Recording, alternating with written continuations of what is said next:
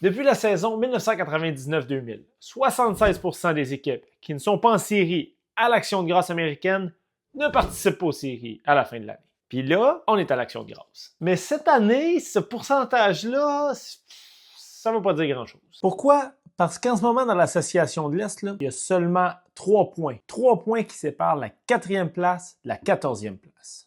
Pour vous donner une idée, l'année dernière, à l'Action de grâce, il y avait 7 points qui séparaient la 14e de la 4e place dans l'Est. Et pour vous donner une idée de la parité, en tout cas depuis le début de la saison, dans l'Association de l'Est, la dernière équipe en ce moment qui accéderait aux séries a 27 points. Et 27 points en ce moment sur un rythme de 82 matchs, ça équivaut à une saison précisément de 100 points.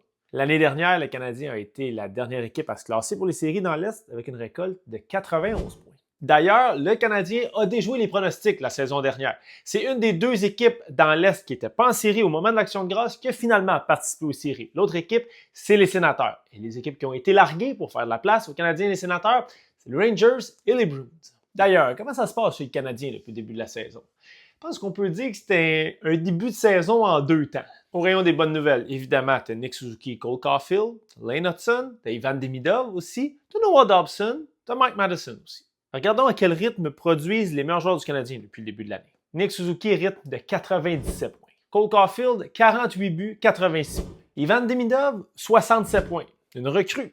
Lane Hudson, 71 points. Noah Dobson, 60 points. Mike Madison, quel début de saison. Défenseur le plus utilisé de l'équipe. Personne ne s'attendait à ça. Fiche de plus 13, un sommet chez le Canadien. Moins bonne nouvelle, Samuel Montembeault, c'est sûr que c'est pas un bon début de saison. Taux d'efficacité de 852 depuis le début de l'année. Je pense que ça résume son début de saison. Et si jamais une excuse, il faut dire que les blessures, c'est venu d'un paquet. Hein? Tu as eu Patrick Laine pour commencer, absence à long terme, et après ça, ça a déboulé. Kaden Goulet, absence à long terme. Kirby Dach, absence à long terme. Alex Newhook, quel début de saison il y avait? Absence à long terme. Chaque année, on a un peu l'impression de se répéter quand on dit que la LNH, c'est une ligue de jeunes. La différence cette année, c'est qu'il y a des joueurs qui ont littéralement explosé leur production comparativement à la saison dernière. Évidemment, on pense à Macklin Celebrini, 19 ans des Sharks, et à Connor Bedard, 20 ans des Blackhawks. Celebrini, en ce moment, a un rythme de 50 buts et 121 points. Bedard, à sa 3e saison, a un rythme de 48 buts et 116 points. Connor Bedard avait été bon à ses 2 premières saisons avec les Blackhawks, mais n'avait peut-être pas rencontré les attentes qu'il faut le dire, étaient peut-être un petit peu démesurées envers lui. Cette année, il prouve qu'il appartient à l'élite offensive de la Ligue nationale. Aussi à sa 3e saison, c'est l'explosion de Leo Carlsson, 2e choix total au repêchage de 2023. Il fait partie des 10 meilleurs pointeurs de la LNH depuis le début de la saison, un rythme de 108 points. Et Carlsson, l'année dernière, sa 2e saison, a obtenu 45 points. Son coéquipier Cutter Gauthier, 44 points la saison dernière, complètement explosé cette année, un rythme de 48 buts et 97 points s'il maintient la cadence. Je vous rappelle qu'il a été échangé il y a quelques saisons contre Jamie Drysdale, qui est maintenant avec les Flyers. D'ailleurs, ça explique un petit peu beaucoup pourquoi les Ducks représentent une des plus belles surprises de la LNH depuis le début de la saison. D'ailleurs, ils pourraient être en position de participer aux séries pour la première fois en 8 saisons. Dans l'Est maintenant, toujours au niveau des agréables surprises, disons, il y a les Islanders de New York.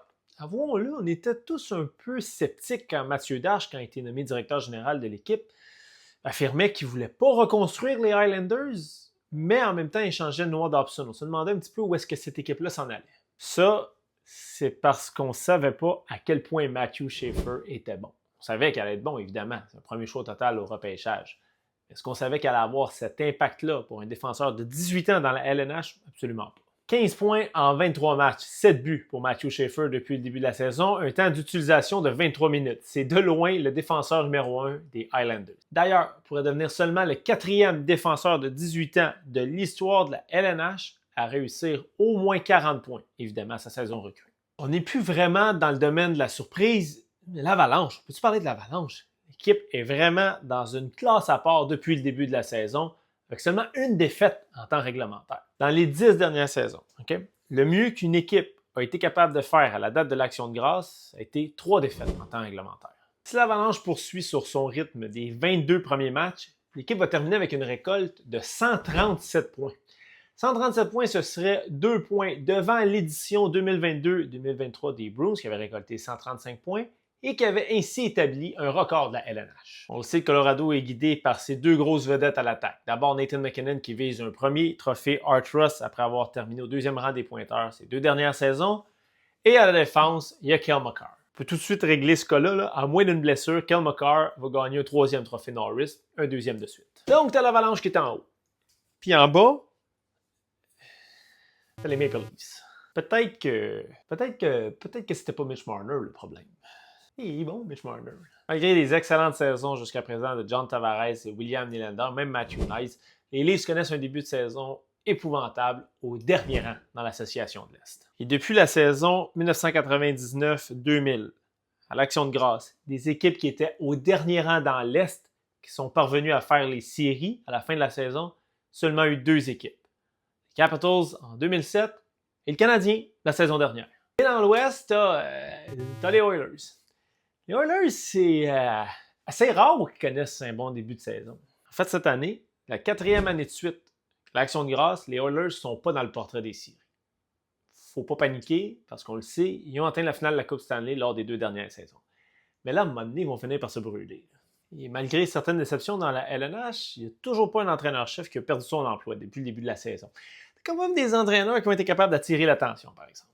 On pense naturellement à l'entraîneur-chef des Sharks, Ryan Warsofsky, qui, après un début de saison difficile de son équipe, même allé jusqu'à dire qu'il serait prêt à donner un de ses enfants pour une victoire. I'll give up one of my children for a win, so... Tu peux pas dire ça. On comprend, là. Tu peux pas dire ça. Sous aucune considération, tu peux pas dire ça. Mais, depuis ce temps-là, les Sharks, 11 victoires, 6 défaites, 1 défaite en surtemps. C'est peut-être plus au niveau de sa conjointe que... Et t'as Patrick Roy. Avouons-le, on n'aime jamais autant Patrick Roy quand il est rouge tomate, puis on se demande si la baie vitrée entre les 2 bancs va tenir le coup. Patrick Roy qui s'en était pris à Mikko Rantanen parce que Rantanen avait effectué une mise en échec par derrière à Alexander Romanov. Faut que ça arrive au moins une fois par année.